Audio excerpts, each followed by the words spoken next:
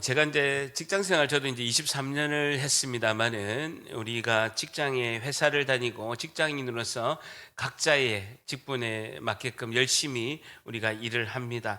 여러분, 그런다고 해서 직장에서 많은 업무가 있습니다만은 굉장히 중대하고 중요한 일을 하는 직장인은 어떤 국한돼 있고 소수의 인원이 그 경영에 관련해서 이제 일을 합니다. 회사의 경영에서 아주 중요한 일을 하는 사람은 직장인은 소수고 나머지는 그 경영을 하는 대로 열심히 맡은 이제 자리에서 일을 하게 되는 것이죠. 이제 저희 자녀들도 이제 교회에서 선교단체에서 둘이가 이제 열심히 일을 하고 있습니다만은 저는 한결같이 이렇게 강조하고 있습니다. 자기 자리에서 중요한 역할을 하는 그런 사람이 되라. 중요한 역할을 하는 사람이 되라. 중요하게 쓰임 받는 자가 그 단체나 조직에서 중요하게 쓰임 받는 자가 되어라라고 이렇게 강조를 하고 어릴 때부터 그렇게 교육을 했습니다. 그러기 위해서는 성실하고 순종을 잘해야 된다. 성실하고 순종을 잘해야 중추적인 역할을 하고 쓰임받는 역할을 한다라고 늘 가르쳐 왔습니다. 여러분, 성경에서 보게 되면요, 디모데전서 2장 4절에는 하나님은 모든 사람이 구원을 받기를 원하신다라고 디모데전서 2장 4절에 말씀하고 있습니다. 하나님께서는요, 모든 사람이 구원을 받기를 하나님은 원하신다라고 디모데전서 2장 4절 말씀하고 있습니다. 하나님께서는 이 땅에서 하나님 나라를 펼쳐 나가십니다. 하나님 나라를 펼쳐 나가시고 하나님의 백성들이 온전히 하나님의 놀라우신 은혜 가운데 있기를 하나님은 소원입니다. 그럴 때 하나님 나라를 펼쳐 나갈 때 하나님이 쓰시는 주인공은 모든 사람이 아니라는 것입니다. 하나님은 모든 사람이 구원을 받기를 원하시지만 하나님 나라에서 하나님 나라를 펼쳐갈 주인공은 따로 있다라는 거예요. 하나님이 쓰시는 사람은 따로 있다라는 것입니다. 하나님이 쓰시는 사람이 되는 것이 우리에게는 최고의 영광인 줄 믿습니다. 하나님이 쓰시는 사람이 되어야 되는 거예요. 구원받은 하나님의 나라의 백성들이 많지만 하나님이 쓰시는 사람은 따로 있다라는 거예요.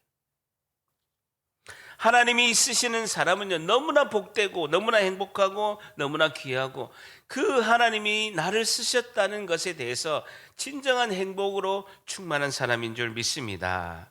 우리 모두가 하나님이 쓰시는 사람이 되시기를 예수님의 이름으로 축복합니다.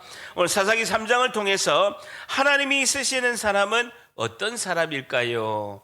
하나님이 쓰시는 사람은 어떤 사람일까요?에 대한 교훈을 얻고자 합니다. 오늘 사사기 3장을 통해서 하나님이 쓰시는 사람은 어떤 사람일까요?에 대한 교훈을 얻고자 합니다. 하나님이 쓰시는 사람, 오늘 첫 사사가 등장합니다. 오늘 하나님이 쓰시는 첫 번째 사사가 등장합니다. 여러분, 지난 주일날 설명을 드렸죠. 사사가 뭐라고 했습니까? 재판관이라 했죠. 판사, 재판관이라는 뜻입니다. 선비사자에 스승사자, 재판관이라는 판사라는 뜻이지만 여기서는요, 정치 지도자, 그리고 군사 지도자, 그리고 재판관 같은 세 가지 일을 다 하는 사람이 사사이죠. 여러분, 3장 1절 같이 한번 봅니다. 3장 1절 같이 있습니다. 시작. 여호와께서 가나안의 모든 전쟁을 알지 못한 이스라엘을 시험하려 하시며, 모든 전쟁을 알지 못한 이스라엘을 시험하려. 한번 줄쳐보세요. 그리고 2절에도 이스라엘 자손의 세대 중에 줄쳐보세요. 아직 전쟁을 알지 못하는 자들에게 그것을 가르쳐 알게 하려 하사 남겨두신 이방 민족들은 이라고 했습니다. 1절과 2절에 보게 되면요, 아직 전쟁을 알지 못하는 자라고 2절에도 표현하고 있죠. 나중에 태어나서 전쟁을 경험하지 못한 세대라는 뜻도 있습니다. 여러분, 나중에 태어났으니까 전쟁을 경험하지 못한 세대죠. 저희 부모님은요, 이제 일제시대 때부터 6.25 전쟁까지 다 경험한 세대였습니다. 근데 저는 그 6.25 전쟁 뒤에 태어났으니까 전쟁을 경험하지 못한 세대이죠. 그런데요, 아직 전쟁을 알지 못하는 자라는 의미는 아직 전쟁을 이해하지 못하는 자라는 의미가 더 큽니다. 뭐라고요? 아직 전쟁을 이해하지 못하는 자라는 의미죠. 왜 우리가 가나안 땅에서 전쟁을 해야 되지? 이해를 못하는 거예요. 근데 자신의 부모들은 최선을 다해서 목숨을 바쳐서 이스라엘 백성들은 가나안 땅에서 전쟁을 했습니다. 그들은 전쟁을 하는 목적을 알고 있습니다. 여호수아가 분명히 알려줬습니다. 이 땅은 하나님의 약속의 땅이고 여기에 살고 있는 7 족속들은 하나님께 악이 꽉 차서 너희들은 이 악을 제거하기 위해서, 영적 전쟁을 치르기 위해서 악이 꽉 찬 이 땅에 악을 행하던 7 족속의 그 악을 제거하기 위해서 너희들은 전쟁을 해야 된다라고 여호수아가 강조했기 때문에 왜 전쟁을 해야 되는가 알고 있었죠. 그런데 그 이후에 태어난 세대들은요, 전쟁을 경험하지 못한 세대들은 왜 전쟁을 해야 되는지 이해를 못하는 거지. 지금 그런 상황입니다. 그래서 이 세대들이 왜 그렇게 했냐면요, 그들과 같이 살면서 동화가 돼버린 거예요. 그리고 그들과 같이 우상도 섬기고 그들과 같이 생각하고 그들과 같이 결혼하면서 살면서 그들과 동화돼 버리니까 전쟁을 해야 되는 것을 모르는 것이죠. 가나안 사람들과 정신적으로 그리고 종교적으로 우상을 섬기는 하나가 돼 버린 것입니다. 여러분, 경찰과 검찰이 범죄자들을 잡으면서 그들과 하나가 돼 버린 것과 똑같습니다. 범죄자들을 잡아서 감옥에 넣어야 되는데 그들과 화합하고 그들과 하나 된 것과 똑같은 경우입니다. 자, 4절에 보세요. 남겨두신 주체 보세요. 이 이방 민족들로 이스라엘을 시험하사 하나님께서 개입하시는 거죠. 도저히 안 되겠다라는 거예요. 이 이방 민족들로 이스라엘을 시험하사 여호와께서 모세를 통하여 그들의 조상에게 이르신 명령을, 하나님 말씀을 순종하는지를 알고자 하셨더라라는 것입니다. 하나님이 시험하시는 이유는 단 하나입니다. 이들이 믿음 생활을 제대로 하고 있는 것인지, 하나님께 순종하고 있는지를 확인하기 위해서 하나님이 시험하시는 거예요. 이스라엘 백성이 불합격한 거예요. 땡! 불합격한 것입니다. 왜 불합격했냐면요, 이유가 3가지입니다. 자, 3단계를 통해서 이스라엘이 타락하게 됩니다. 5절에 보세요. 그러므로 1번, 이스라엘 자손은 가나안 족속과 헷 족속과 아모리 족속과 브리스 족속과 휘 족속과 여부스 족속 가운데서 거주하면서 그들과 같이 동화돼 버린 거예요. 2번째, 그들의 딸을 맞아서 아내로 삼은 거예요. 자기 딸들을 그들의 아들들에게 주고 같이 결혼한 거예요. 여러분, 같이 결혼했는데 어떻게 전쟁을 합니까? 내가 전쟁하러 갔는데 내 딸이 있어. 그쪽에서 우리한테 전쟁 오는데 며느리가 있는 거예요.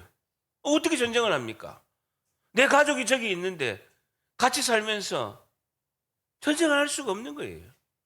악이 차서 하나님께서 그 악을 제거하라라고 전쟁을 하라라고 했는데 같이 살면서 며느리 되고 딸을 그쪽에다 시집을 보내니까 전쟁을 할 수가 없는 것이죠. 자, 3번째, 또 그들의 신들을 섬겼더라. 우상을 숭배한 거예요. 그들이 원래부터 수천 년 동안 섬겼던 우상이 있는 거예요. 바알신과 아세라신, 농사의 신과 다산의 신을 섬긴 거예요. 자기들은, 이스라엘 백성들은 가보니까 어떻게 농사를 잘해? 우리가 수천 년 동안 바알신과 농사의 신과 풍요의 신, 아세라 신을 섬겼는데 잘하게 했다. 그래? 하고 그들의 신을 섬긴 것이죠. 그러니까 하나님께서 특단의 조치를 하게 됩니다. 7절, 이스라엘 자손이 줄쳐보세요. 여호와의 목전에 악을 행하여, 줄쳐보세요. 여호와의 목전에 악을 행하여 자기들의 하나님을 잊어버리고 동그라미 쳐 바알들과 아세라들을 섬긴지라라는 것입니다. 잊어버리고 동그라미 쳐보세요. 사카으라는 단어인데요, 잘못 놓다라는 뜻입니다. 뭐라고요? 잘못 놓다라는 겁니다. 물건을 이쪽에 놓아야 되는데 잘못 놓았다라는 것입니다. 다시 말해서 하나님을 마음의 중심에 둬야 되는데 잘못 놓은데 어디 놓은 거예요? 마음 바깥에 놓았다는 거예요. 하나님을 내 마음 바깥에 놓았다라는 것이죠. 그게 잊어버린 거지. 사카으라는 단어인데 잘못 놓다, 하나님을 내 마음의 중심에 두지 않고 마음 바깥에 놓았다라는 것. 하나님을 잊어버리고 하나님을 망각하고 하나님의 말씀, 하나님의 교훈을 잊어버리고 살았다는 거죠. 그런데요, 여호와의 목전에 악을 행했다. 목전에 했던 거면 목전에가 뭡니까? 하나님 얼굴 앞에서, 하나님 얼굴 앞에서 죄를 지었다는 거예요. 하나님이 다 보고 계시는데 하나님 얼굴 앞에서 이스라엘 자신들은 자기가 하나님을 못 보니까 악을 행하게 되었다는 겁니다. 악 동그라미 쳐보세요. 그 단어가 히브리어로 라라는 단어인데요, 재앙이라는 뜻입니다. 라라는 단어인데 재앙이라는 뜻입니다. 이스라엘 백성이 하나님 얼굴 앞에서 재앙을 저지르니까 하나님께서 그들에게 재앙을 내리는 거예요. 하나님께서 그들에게 재앙을 내리는 것입니다.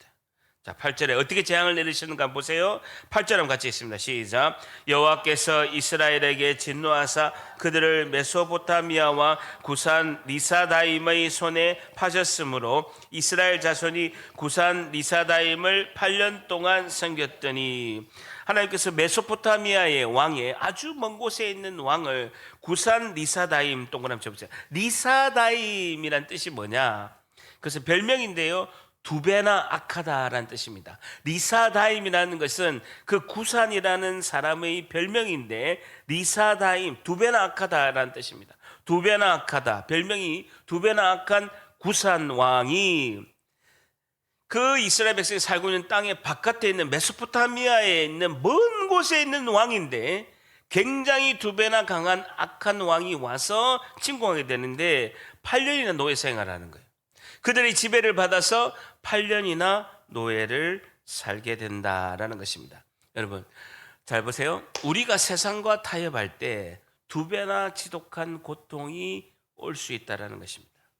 우리가 세상과 타협을 할 때 두 배나 지독한 고통이 올 수 있다는 것입니다. 여러분, 고통을 보게 되면요, 내 안에서 시작된다는 것. 하나님께 온전치 못한 것, 세상과 타협하게 살고 하나님의 말씀에 순종하지 못하면서 고통은 내 안에서 시작하고 외부에서 온다라는 것이죠. 시작은 어디에서 시작합니까? 나로부터 시작하는 거예요. 고통은 나로부터 시작하는데 오는 것은요, 외부로부터 지독한 고통이 오게 된다라는 것입니다. 3장 7절에 하나님의 목전에서 악을 행하는 그 죄를 지어서 나로부터 시작이 되고, 안에서부터 시작이 되고 외부로부터 배나 악한 자를 통해서 고통을 받게 된다. 하나님이 하나님의 백성에게 매를 때리는 거예요. 정신을 차리라라고 매를 딱 때린다는 거예요. 저를 따라합니다. 고통은 안에서 시작하고 외부에서 온다. 지금 이 시대도 마찬가지입니다. 똑같습니다. 하나님은 고통을 통해서 우리의 삶을 깨우시고, 나를 바라봐라, 하나님의 얼굴 앞에서 죄를 행하면 안 된다라고 외치고 계신다라는 것이죠. 우리가 하나님께 순종할 때 복을, 불순종할 때 벌을 내리시는 것을 우리가 느껴야 영적 무감각에서 벗어날 줄 믿습니다. 한번 보세요. 본문 보세요. 이스라엘 자손이 구산 리사다임을 줄여보세요. 8년 동안 섬겼더니 그 결과 이스라엘 백성이 8년 동안 노예 생활을 하게 됩니다. 8년 동안 노예 생활을 하게 됩니다. 여러분 저를 보세요. 아주 오늘 중요한 신앙의 포인트가 있습니다. 지금부터 약 한 5분 정도 하는 내용을요, 잘 들어야 됩니다. 여러분, 이스라엘 백성이 그렇게 됐어. 그렇게 해가지고 그들이 하나님 얼굴 앞에서 그들이 악을 행해서 그렇게 하나님께서 두 배나 되는 고통을 하나님께서 해서 8년 동안 그들이 고통을 받아서 노예 생활을 했어. 끝! 이게 아니라는 거예요. 여러분, 여기서 중요한 신앙의 포인트를 우리가 잘 체크해야 됩니다. 내가 하나님보다 집착하고 내가 하나님보다 더 섬기는 것이 있으면요, 반드시 그것의 노예가 된다는 거예요. 다시, 내가 하나님보다, 우리가 아까 잊어버리고라는 단어가 뭐라고 했습니까? 하나님을 내 마음의 중심에 둬야 되는데 잘못 놓았다라는 거예요. 하나님을 내 마음의 바깥에 잘못 놓게 되면 반드시 중심에 내가 집착하고 내가 섬기는 것을 놓게 돼 있다라는 거예요. 잘 보세요. 내가 하나님보다 더 중심을 두고 하나님보다 더 섬기는 것이 있다면 반드시 그것의 노예가 된다라는 거예요. 그리고 고통이 두 배가 온다라는 거예요. 그것이 뭐냐? 물질이든 명예든 권력이든 자녀든 그것이 하나님보다 더 우선되고 중심에 있으면요, 그거로 인해서 고통이 시작이 되고 그것으로 인해서 외부에서 고통이 2배가 온다라는 거예요. 잘 봐야 돼요. 하나님을 마음의 중심에 두지 않고 하나님을 마음의 바깥에 놓고 어떤 것을 중심에 두면 반드시 그것의 노예가 된다는, 고통이 2배가 된다는, 굉장히 중요한데, 예수님께서는 누가복음 16장 13절, 마태복음 6장 24절에 예수님께서 하나님과 견주어서 너희들이 섬길 것이 딱 하나가 있다라고 이야기하고 있습니다. 누가복음 16장 13절, 마태복음 6장 24절에 예수님께서 너희들이 하나님과 견주어서 섬기는 것이 딱 하나가 있다. 그래서 예수님 뭐라고 하셨습니까? 재물이라고 했어요. 누가복음 16장 13절, 너희가 하나님과 재물을 겸하여 섬기지 못하니라 라고 이렇게 말씀하고 있습니다. 자, 내 안에 내가 재물과 물질에 너무 집착하게 되면 그 집착으로 인해서 물질의 고통이 온다라는 거예요. 그래서 내 안에서 시작해서 그 물질의 고통이 외부로부터 2배나 온다라는 것이죠. 여러분, 사람 관계도 마찬가지입니다. 사람을 너무나 과하게 하나님보다 좋아하거나 너무나 사람을 많이 미워하고 증오하면 그 고통이 내 안에서 시작해서 외부로부터 2배나 온다라는 거예요. 굉장히 중요합니다. 자, 그럼 어떻게 돼요, 목사님? 근데 그러면요, 내가 물질이나 사람 관계에 있어서 이미 저질러졌어요. 잘못을 했어요. 지금 고통이 왔거나 고통이 올 것 같아요. 어떻게 해결해야 돼요? 설교를 너무 잘 듣고 계시네. 네, 현실이기 때문에 그런 거예요. 내가 물질에 고통이 오고 사람 관계에 있어서 고통이 오고 사람을 너무나 과하게 좋아하고 하나님보다 너무 집착하고 그 사람 없으면 안 돼. 그리고 반대로 너무 미워하고 증오하고 저 사람 때문에 잠도 안 오고 자다가 일어나고 물질을 너무 하나님보다 섬기다 보니까 물질에 고통이 오게 된 거예요. 여러분, 돈이 많다고 해서 고통이 없는 게 아니에요. 돈이 없어도 고통이지만 돈이 너무 많아도 고통인 경우가 많아요. 수도 없이 많이 봤습니다. 그럼 어떻게 해결해야 되냐면, 물질, 사람관계, 명예, 내 자녀 다 현실적으로 영적으로 실타래가 꽉 묶인 거예요. 대부분이 그렇습니다. 어떻게 풀어야 되냐는 거예요. 풀리지가 않은 거예요. 고통은 계속 있게 되는 거예요. 자, 그러면요, 제가 한번 퀴즈를 내볼게요. 하늘의 하나님께서 이 모든 것을 풀어주셔야 될 줄 믿습니다. 결론은 하나님이 풀어주셔야 되는 거예요. 묶여 있는 거예요. 물질, 사람관계, 명예, 내 자녀 묶여 있는 거예요. 묶여 있다고요. 이거는 하늘에 계신 하나님께서 풀어주셔야 해결될 줄 믿습니다. 결론을 놓고 보자고요. 자, 그러면 하나님이 어떻게 풀어주시냐는 거예요. 하나님이 어떻게 굉장히 중요합니다. 여러분, 신앙생활에서 질문이 다 여기에 있어요. 목사님, 드릴 말씀이 있습니다. 제가 고민해서 드릴 말 다 이 문제예요. 이 문제 기예요, 기예요? 기잖아요. 자, 그럼 어떻게 풀어야 되냐? 하나님께서 풀어주셔야 풀리는데 어떻게 푸냐는 거예요. 자, 1번 제가 한번 답 2개 중에 하나 고르세요. 반드시 고려해야 됩니다. 1번, 기도로 하늘에 계신 하나님께 풀면 이 땅에서 내 고통이 풀린다. 1번. 다시요. 1번, 기도로 하늘에 하나님께 풀면 땅에서 고통이 풀린다. 1번. 2번, 현재 땅에서 현실에서 풀면 하늘에 계신 하나님이 풀어주신다. 2번. 1번이에요, 2번이에요? 1번이에요, 2번이에요? 1번이에요, 2번이에요? 왜 그래 안 해? 2번이라고요. 우리가 그렇게 거꾸로 그렇게 2번이라고 답을 해놓고 다 1번에 땅에서는 하나도 안 풀고 교회 와가지고 하나님, 내가 사람 때문에 힘듭니다. 내가 물질 때문에 고통이 있습니다. 내가 이걸 해야 되는데 이것 때문에 힘듭니다. 하나님 해결해 주세요 하고 기도를 해. 땅에서는 하나도 안 풀어. 자, 성경 찾아봅니다. 신약성경 30페이지 마태복음 18장 18절.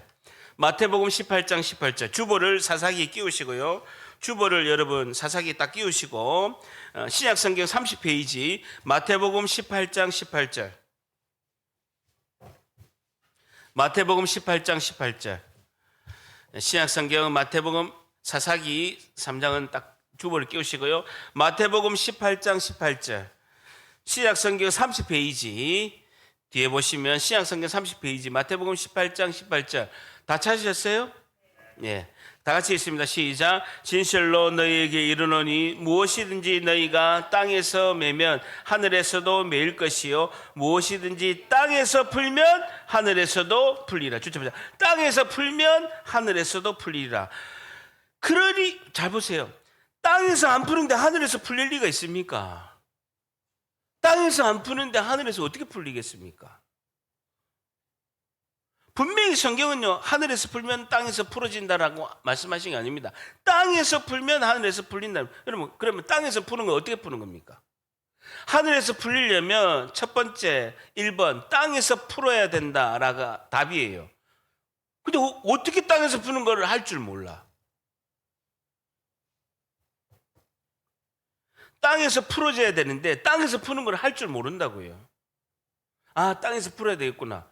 어떻게 하는지 몰라. 하늘에서 풀려면요, 첫 번째 1, 땅에서 풀어야 한다. 땅에서 푸는 거 어떻게 하느냐? 1-1. 1-1. 이렇게 친절합니다. 제가 1-1 대가 지불을 해야 됩니다. 땅에서 푸는 건요, 대가 지불을 해야 되는 거예요. 미워하는 사람은 용서하고 잘못을 저지른 사람이 본인이 잘못을 저질렀다면요, 사과해야 됩니다. 빚이 있으면요, 갚아야 돼요. 이게 땅에서 풀어지는 거예요. 그래서 하나님이 풀어주는 거예요. 대가 지불을 해야 된다. 1-1 대가 지불을 해야 됩니다. 그래서 하늘에서 풀어지면 형통의 은혜가 쏟아질 줄 믿습니다. 핵심이에요. 그러니까 물질이 풀어지고 인간관계가 풀어지는 1-2 이게 중요한데요.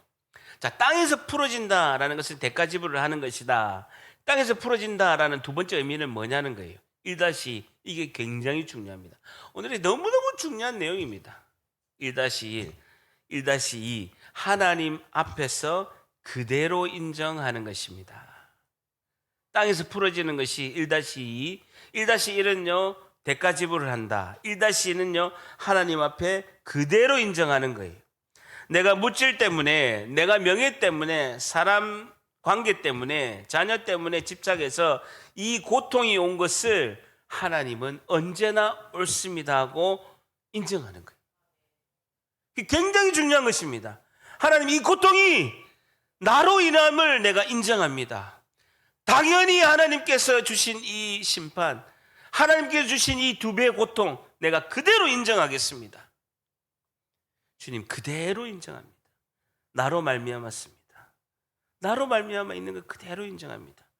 하나님의 심판은 언제나 옳습니다 하고 인정해요. 그래 풀어져요. 그래 풀어진다고요. 그거 안 하면 절대로 안 풀어집니다. 100번 저한테 안수기도 받아도 안 풀어져요. 다윗이 잘못을 저질러서 우리아 안에 밧세바를 범하고 밧세바에 의해서 첫 아들이 태어났습니다. 솔로몬보다도 먼저 첫 아들이 태어났습니다. 그 아들이 죽게 됐습니다. 다윗이 하나님께 기도했습니다. 그 아들 살려달라고. 그러나 그 아들이 죽었습니다. 다윗은 금식을 풀고 자기가 다 베옷을 고쳐 입고 목욕을 하고 음식을 먹으면서 그가 고백한 시편 51편 4절 하나님은 언제나 옳습니다. 하나님은 의로우십니다. 시편 51편 4절에 하나님은 의로우십니다. 짜다크라는 단어가 하나님은 언제나 옳습니다라는 것입니다. 내가 주께만 범죄하여 주의 목전에 악을 행하여 싸우니 주께서 말씀하실 때에 의로우십니다. 하나님은 옳으십니다 라고 그가 고백했습니다. 굉장히 중요합니다.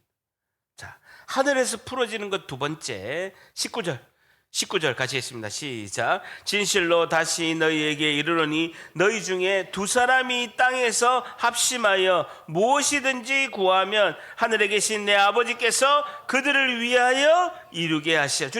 두 사람이 어디서? 땅에서 합심하여 무엇이든지 구하면 하늘에서 풀어지는 것 방법 두 번째 연합하여 함께 기도합니다라는 것. 연합하여 함께 기도합니다라는 것이. 20절에 두세 사람이 내 이름으로 모인 곳에는 나도 그들 중에 있느니라 라는 것입니다. 교회에서 함께 합심하여 같은 마음으로 연합하여 기도하는 것, 하나님께서 하늘에서 풀어주신다는 이 은혜가 우리에게 임할 줄 믿습니다. 한번 알려줬죠? 대가 지불을 하고, 그리고 하나님께 하나님 이 고통은 나로 말미암아서 내 욕심으로 인한 것입니다라고 그대로 인정하고, 하나님 이 고통을 달게 받겠습니다, 하나님은 언제나 옳습니다 하고 기도하고, 나와 함께 기도하는 교회 공동체 집사님에게 나를 위해서 기도해달라고 연합해서 함께 이 땅에서 기도하면 하늘에서 풀어질 줄 믿습니다. 고통에서 풀어지는 거예요. 성경은 그렇게 말씀하고 있습니다. 여러분, 저도 목회하면서 여러 가지 일이 있는데 새벽마다 저를 위해서 기도하는 2명의 목사님이 있습니다. 저도 그 두 분을 위해서 목숨 걸고 기도하는 거예요. 이게 연합함의 기도입니다. 땅에서 두 사람이 함께 기도하며 라고 성경은 말씀하고 있습니다. 마태복음 6장 33절에 그런즉 너희는 먼저 그의 나라와 그의 의를 구하라, 그리하면 이 모든 것을 너희에게 더하시리라 라고 말씀하고 있습니다. 자, 사사기로 넘어갑니다. 다시 하나님이 쓰시는 사람은 어떤 사람일까요? 오늘 첫 번째, 하나님의 오르심을 인정하고, 하나님의 오르심을 인정하고 연합하여 기도하는 사람입니다. 하나님의 오르심을 인정하고 연합하여 기도하는 사람입니다 라는 것이죠. 하나님의 오르심을 인정하고 연합하여 기도하는 사람입니다 라는 것입니다. 하나님의 오르심을 인정하고 연합하여 기도하는 사람입니다. 오늘 첫 번째가 똑같은 포항사령교회 성도이고 똑같은 담임 목사 한 분이고 똑같은 예배 드리는데 저는 똑같이 새벽마다 우리 성도를 위해서 다 기도합니다. 매일 새벽마다 기도합니다. 그런데 우리 교회 와서 회복한 분이 너무 많아요. 그런데 형통의 은혜를 누리고 회복한 분이 너무너무 많습니다. 그런데 우리 교회 오기 전과 똑같은 분도 있습니다. 교회를 몇 년 다녔는데 똑같대요. 나아진 게 하나도 없습니다. 그것은요, 순종하면 하늘에서 풀어질 줄 믿습니다. 순종이 핵심이에요. 말씀을 들으면요, 우리의 심령을 하나님이 메아리치듯이 두드리는 거예요. 그러면 결단하고 순종하면 풀어지는 거예요. 회복이 되는 것입니다. 그런데 목사님 저렇게 설교했는데 알았어. 머리 지식이 가슴 지식으로, 가슴 지식이 생활의 지식으로 순종을 해야죠. 순종하지 않으면요, 아무 일이 일어나지 않습니다. 너무나 중요하다는 것입니다. 자, 드디어 이스라엘 백성이 고통을 하나님께 호소합니다. 9절, 사사기 3장 9절 같이 있습니다. 시작. 이스라엘 자손이 여호와께 부르짖음에 여호와께서 이스라엘 자손을 위하여 한 구원자를 세워 그들을 구원하게 하시니 그는 곧 갈렙의 아우 그나스의 아들 온넬이라. 부르짖음에 주자 보세요. 하나님께서 이스라엘이 고통의 교육을 통해서 하나님 깨닫게 하기 위해서 이스라엘 백성들이 드디어 하나님께 부르짖습니다. 자기가 주인이 대해서 우상을 섬기고 가난한 사람들과 악을 제거하지 못하고 결혼하게 된 것에 대해서 그들이 드디어 고통 가운데 하나님께 부르짖게 됩니다. 자, 그랬을 때 하나님께서 사사 온니엘을 보내주십니다. 하나님께 부르짖고 도움을 요청하면 하나님께서 은혜의 강물을 다시 흐르게 하는 것이죠. 그때 한 구원자를 세워 동그라미 쳐보시고 그들을 구원하게 하시니, 구원이라는 단어가 2번 등장하게 됩니다. 하나님께서 구원하시기 위해서 내 백성이니까 악을 저지르더라도 구원하기 위해서 2번이나 구원이라는 단어를 쓰시면서 온니엘을 보내게 됩니다. 자, 온니엘이 누구냐? 줄자 보세요. 갈렙의 아우 동그라미 치시고 그것이 누구냐면요, 그나스입니다. 그 그나스의 아들이 온니엘이죠.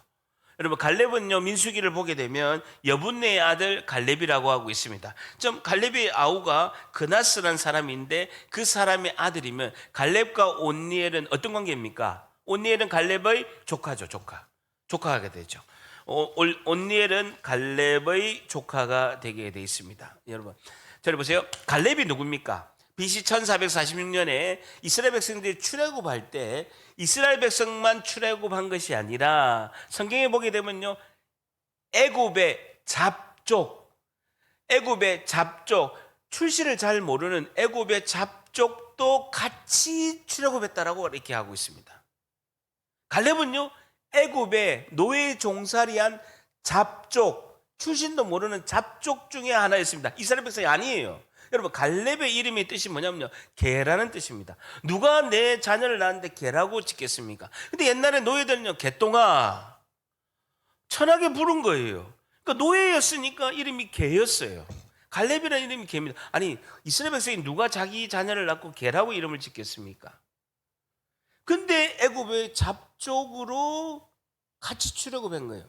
자, 그런데 출애굽하고 나서 한 1년이 좀 넘었을 때 모세가 12명의 정탐꾼을 가나안 땅에 보냅니다. 여러분, 예수님이 유다 지파로 오고 앞으로는 유다 지파가 중추적인 역할을 하고 유다 지파가 제일 큰 지파입니다. 유다 지파의 대표를 누구로 뽑았는지 아십니까? 갈렙이에요. 민수기 13장 6절에 유다 지파의 대표를 뽑았는데 애굽에서 잡족으로 출애굽했는데 그 1년 사이에 얼마나 충성을 잘하고 얼마나 순종을 잘했으면 최고의 지파 유다 지파의 대표가 갈렙이 됩니다. 입지적인 인물이에요. 갈렙은 출신이 유다 지파로 들어갈 수 없습니다. 육신적으로 할례를 받아가지고 이방인들을 받아줬는데 그때 탁월하니까 갈렙이 유다 지파의 대표가 되는 거예요. 그 유다 지파의 대표의 조카가 온니엘입니다. 여러분, 갈렙이 85세에 험난한 헤브론의 산지를 점령을 못하는 거예요. 유다 지파 가서 점령하려고 했는데 도저히 점령을 못하는 거예요. 아무도 안 가려고 합니다. 갈렙이 이 산지를 내게 주소서. 85살이었어요. 여호수아에게 이 산지를 내게 주소서. 도전적인 정신을 가지고 그것을 점령하려고 하는 게 갈렙이었습니다. 탁월한 도전적이고 진취적이면서 탁월한 인물이 갈렙입니다. 그 갈렙과 함께 전쟁을 할 때 협력한 공을 세운 것이 온니엘입니다. 그 온니엘이 첫 번째 사사로 있게 되는 것이죠. 자, 보세요. 사사기 1장 11절 앞에 보세요. 3장 앞에 보면요, 사사기 1장 11절, 사사기 1장 11절 바로 앞에 사사기 1장 11절에 거기 이제 유다 지파가 전쟁을 해서 승리하려고 가는데 거기서 나아가서 드빌의 주민을 쳤는데 드빌의 본 이름은 기랏세벨이라. 12절에 갈렙이 말하기를 기랏세벨을 쳐서 그것을 점령하는 자에게 내 딸이 있는데 이름 악사를 아내로 주리라 라고 갈렙이 공약을 걸은 거예요. 그런데 13절에 갈렙의 아우 그나스의 아들인 온니엘이 그 기랏세벨을 점령하게 된 것입니다. 갈렙이 그의 딸을 악사를 그에게로 아내로 주었더라라는 것입니다. 그 사선을 넘으면서 도전적이고 진취적인 마음으로 전쟁하는 그 갈렙이 공약을 걸었는데 전쟁을 승리한 주인공이 온니엘이 된 것입니다. 갈렙과 온니엘은요, 똑같이 공통점이 너무나 많습니다. 도전적이고 진취적이고, 여러분, 아니 딸을 준다고 해도 누가 목숨을 걸고 전쟁을 합니까? 내 목숨이 우선이지. 딸 아무리 준다고 사이 삼다 하더라도 목숨 걸고 갈 사람이 있습니까? 없는 거죠. 그런데 갈렙과 온니엘은 똑같은 거예요. 큰아버지하고 조카하고 똑같다라는 거예요. 여러분, 제가 딸이 한 명 있습니다. 아까 특속할 때 울면서 특속을 못해. 어제 그렇게 연습해놓고 어제 연습할 때 제가 엄청 울었거든요. 어쨌든 엄청 막 울먹울먹 해가지고 연습할 때 했는데 오늘은 겨우 했는데 어쨌든 저는 상상하기 싫지만 언젠가는 딸이 시집 가지 않겠습니까? 도저히 저는 상상하기 싫습니다. 뭐 어제 설교 이거 원고 쓰다가도 내가 시집 보내겠는데 어쨌든 저는 어린 나이에 이제 결혼을 하는데 하씨 가문의 넷째 딸 하영숙과 결혼하면서 그 하씨 집안의 가문에서 제가 합격을 받았습니다. 합격을 받은 이유는 뭐 하나입니다. 물론 이제 대학 졸업하고 좋은 직장 대기업에 건설해서 갔으니까 뭐 안정된 직장이 있는 것도 뭐 조건이 되겠죠. 그런데 우리 하씨 가문에서 저를 딱 낙점한 오케이 하영숙과 결혼해도 되겠다라고 한 것은 이유는 하나입니다. 눈이 살아있다라는 거예요. 열정이 있다라는 거예요. 저는 뭘 해도 하겠다. 에너지가 있고 열정이 있다는 거예요. 자, 그렇다면 제가 열정이 있고 패기가 있어서 뭘라도 적극적으로 하고 도전적이고 뭔가 하면 뭐 하려고 하니까 합격을 받았잖아요. 자, 그렇다면 제 사회 조건은 단 하나예요. 열정이 있어야지. 눈이 살아야 되지. 눈이 헤베베 해가지고 사는 것도 아니고 죽은 것도 아니고 꽝이에요. 당연히 신앙이 있고 당연히 예수님 믿는 거는 당연한 거예요. 열정이 있어요. 사람 남자가 눈이 살아있지 않고 열정이 없으면 아무 쓸모가 없습니다. 갈렙도 온내를 사유로 삼을 때는요, 자기하고 똑같으니까 선택한 것입니다. 두 번째, 오늘 두 번째, 하나님이 쓰시는 사람 어떤 사람일까요? 두 번째, 하나님 말씀에 순종하며 도전적이고 환경을 극복한 사람입니다. 도전적이고 환경을 극복한 사람입니다. 하나님 말씀에 순종하며 도전적이고 환경을 극복한 사람입니다. 하나님 말씀에 순종하며 도전적이고 환경을 극복한 사람입니다. 라는 것이죠. 하나님 말씀에 순종하며 도전적이고 환경을 극복한 사람입니다. 신명기 1장 36절에 오직 여분의 아들 갈렙은 온전히 여호와께 순종하였은즉 그가 밟는 땅을 내가 그와 그의 자손에게 주리라 라고 말씀했습니다. 갈렙은 하나님이 인정한 순종하는 사람이다 라는 것이죠. 온니엘은요, 그 온니엘은 환경을 뛰어넘고 도전적이고 갈렙과 똑같은 사람이다라는 것입니다. 사사기 1장 14절에 보세요. 사사기 1장 14절에 악사가 출가할 때, 결혼할 때에 온니엘에게 청한 거예요. 우리 아버지한테 갈렙에게 가서 그래도 땅이라도 우리가 살아야 되니까 밭을 달라라고 하자라고 이렇게 한 거예요. 근데 온니엘이 들은 척 만척한 거예요. 그러니까 딸이 악사가 나귀에서 내려서 갈렙에게 묻되 내가 무엇을 원하여 네가 나귀에서 이렇게 내렸느냐라고 이렇게 물어보니까 이르되 아버지, 갈렙 아버지, 악사가 이렇게 이야기한 겁니다. 내게 복을 주셔서 아버지께서 나를 남방으로 보내시는데 땅도 주고 샘물도 주셔야 되지 않습니까? 하며 갈렙이 윗샘과 아랫샘을 그에게 주었다라는 겁니다. 갈렙의 딸 악사가 아버지에게 땅을 달라는 거예요. 온니엘은 그 이야기를 들어도 가만히 있었던 거예요. 온니엘은요, 요청할 필요가 없는 거예요. 자기가 전쟁에서 이기면 되는 거예요.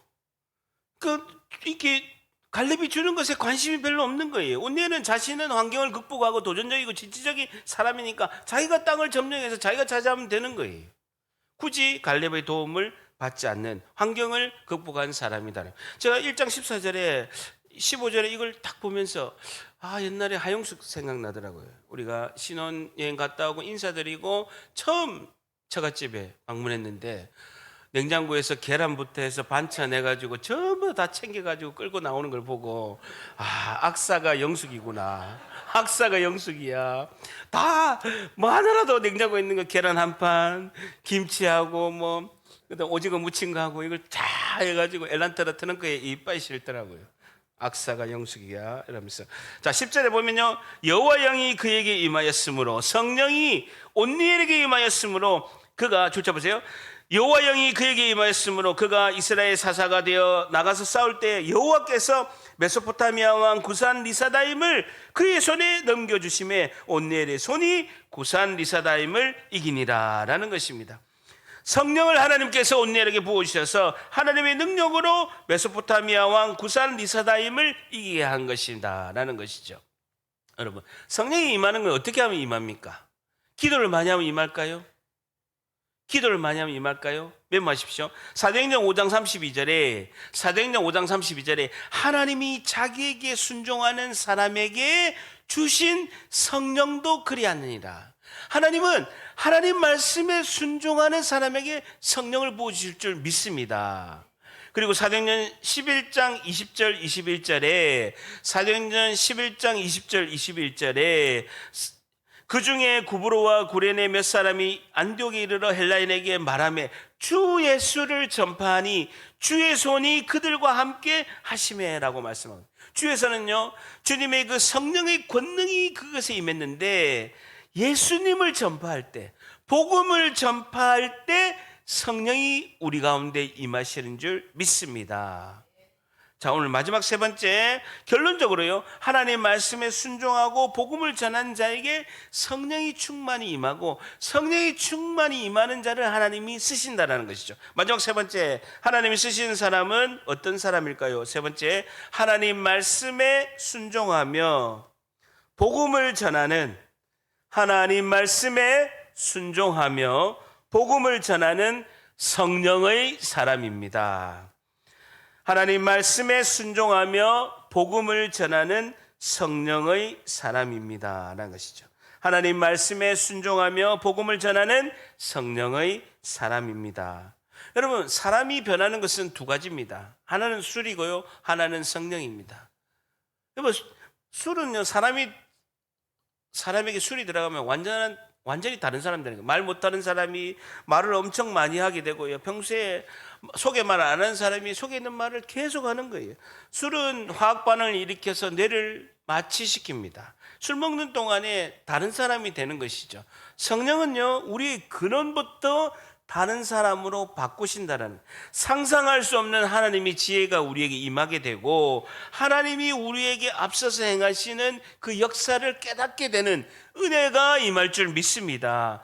하나님의 지식이 임하는 거예요. 그리고 하나님이 하신 것을 깨닫게 되고, 성령이 나를 휘감아서 내 삶을 인도하시는 것을 경험하게 된다라는 것이죠. 여러분, 때로는 성령이 우리 가운데 임하셔서 하나님께서 우리가 이해 안 되는 것을 순종하게 요구하실 수도 있어요. 내가 이해가 안 되는데 하나님께서 순종하게 요구하시는 때가 있다라는 거예요.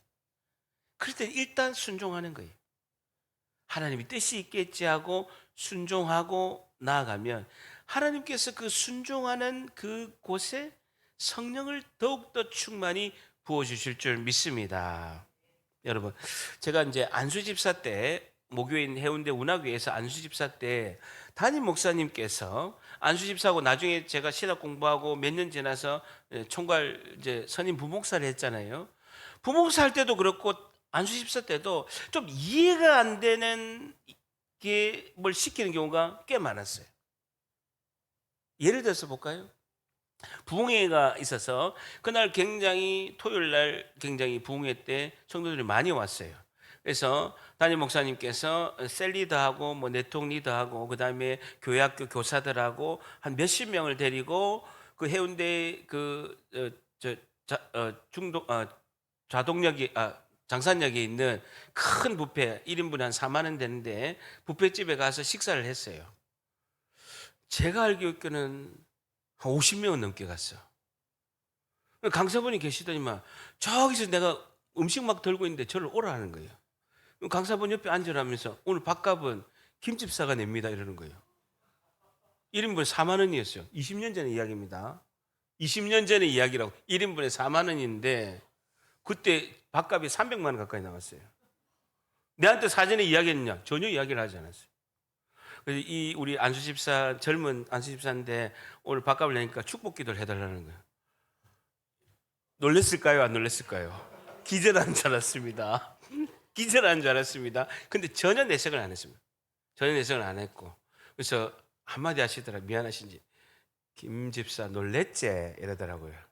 아니에요 목사님, 다음에도 시키면 또 내겠습니다. 이형 어떻게 해요? 이형 어떻게 내라는데 돈이 많은 것도 아니었습니다. 그때 제가 한참 지나서 우리 교회 와서 제가 담임 목사 됐잖아요. 조금 이해가 될 것 같아서 제가 여쭤봤어요. 목사님, 그때 왜 그러셨어요? 그러니까 목사님 마지막 시험하셨다는, 장로감인지 아닌지, 이 젊은 김 집사가 장로될 자격이 있는지 없는지를 마지막 확인하셨다. 장로 시켜도 되겠다, 일찍 장로 시켜도 되겠다라고 결론 내셨다더라고요. 여러분, 하나님도 그렇습니다. 내가 이해가 안 되는데 하나님께서 너 내가 주인공으로 쓸 거야 하기 전에 시험하신다는.